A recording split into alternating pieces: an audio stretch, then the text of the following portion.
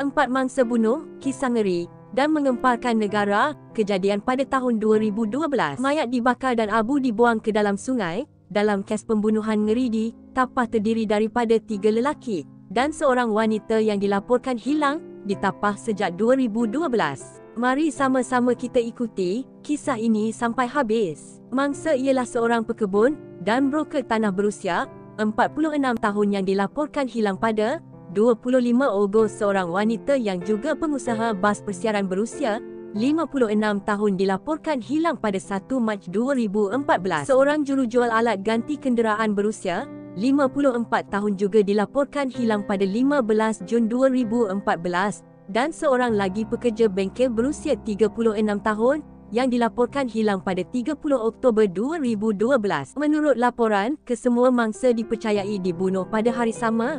Dilaporkan hilang di bengkel suspek yang terletak di Jalan Pahang, di Tapah. Hasil siasatan awal, pihak polis mendapati wujud pelbagai motif dalam kes pembunuhan kejam ini yang berkemungkinan membabitkan tuntutan hutang berkaitan urus niaga dalam perniagaan dan perjanjian yang gagal dan pekerja yang mencuri barangan majikan. Polis masih menyiasat kemungkinan mangsa pembunuhan kejam itu lebih daripada 4 orang terbabit. Sehubungan itu, polis menubuhkan satu pasukan khas bagi menyiasat kes berkenaan terdiri daripada Pegawai Bukit Aman, IPK Perak dan Ibu Pejabat Polis Daerah, IP di Tapah bersama Ketua Siasatan Jenayah Perak, Senior Assistant Commissioner, Goh Kok Liang. Menurut laporan awal siasatan, mendapati suspek utama iaitu pengusaha bengkel yang berusia 57 tahun, mempunyai 7 rekod jenayah, antaranya pecah rumah, penipuan, mencuri dan pecah amanah. Siasatan awal juga mendapati seorang lagi anak suspek lelaki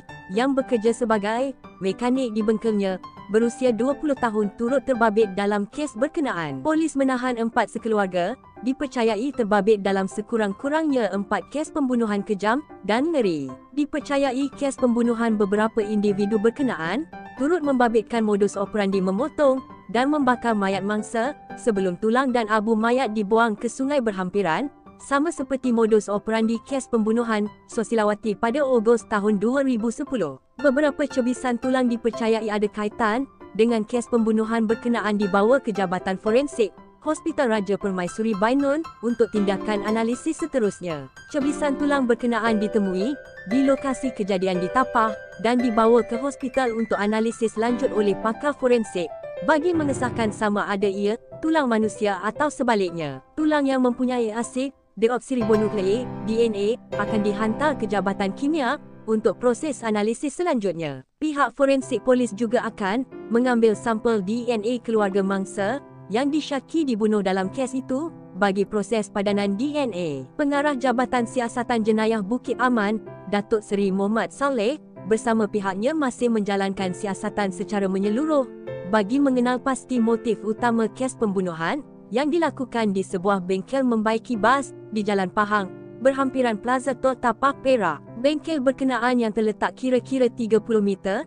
dari jalan utama dan kira-kira 20 meter dari Sungai Ceruh dikawal oleh 30 ekor anjing. Selain pemilik bengkel yang dipercayai suspek utama kes berkenaan, 3 lagi yang ditahan adalah ahli keluarga terdekat iaitu isteri dan 2 anaknya. Pasukan polis terus berada di tempat kejadian, menjalankan siasatan peringkat kedua kes pembunuhan kejam 4 individu yang dilaporkan hilang. Sekitar pukul 3 petang, pasukan polis forensik tiba untuk menjalankan siasatan di bengkel kenderaan suspek di Jalan Pahang, berhampiran Plaza Tok Tapah untuk mencari bahan bukti bagi kes pembunuhan kejam itu. Bengkel tersebut terletak di sebuah pekan kecil dekat Cameron Highland. Kehadiran pasukan polis di lokasi kejadian telah menarik perhatian orang ramai yang ingin tahu mengenai kes tersebut sehingga ada di antara mereka menunggu sehingga senja. Orang ramai menjadi lebih teruja apabila kehadiran polis membawa seorang gadis muda yang dipercayai anak perempuan kepada suspek kes pembunuhan kejam dan ngeri itu. Timbalan Ketua Jabatan Siasatan Jenayah Risikan,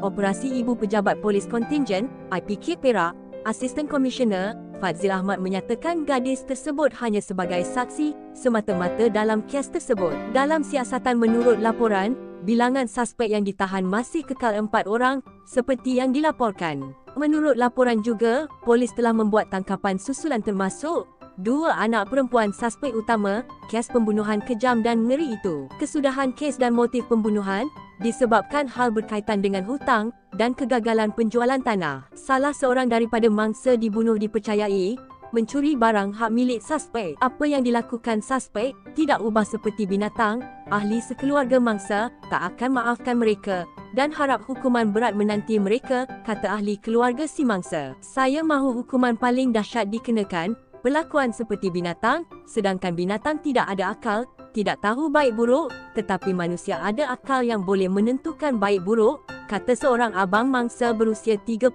tahun, dipercayai dibunuh 4 sekeluarga di bengkel membaiki kenderaan berat. Menurut abang mangsa, adiknya pernah berkata suspek ada meminjam duit sebanyak RM2,000 daripadanya, tetapi enggan membayar semula. Lebih menyakitkan hati apabila suspek berpura-pura menghubunginya serta anggota keluarga lain, kononnya mengambil berat setelah adiknya dikatakan hilang dan tidak datang bekerja. Dalam tempoh seminggu adik mangsa hilang, dia ada menghubungi adik bongsu mangsa, bertanya mengenainya. Rupa-rupanya suspek berpura-pura sahaja mengambil tahu kehilangan adiknya. Adik bongsu mangsa berkata, seluruh anggota keluarga mereka tidak dapat menerima pembunuhan ngeri dan kejam itu. Katanya, mangsa seorang yang pendiam, baik dengan keluarga dan sentiasa komited dengan kerja yang dilakukan. Mereka menganiaya, menyeksa, membunuh ahli keluarga kami.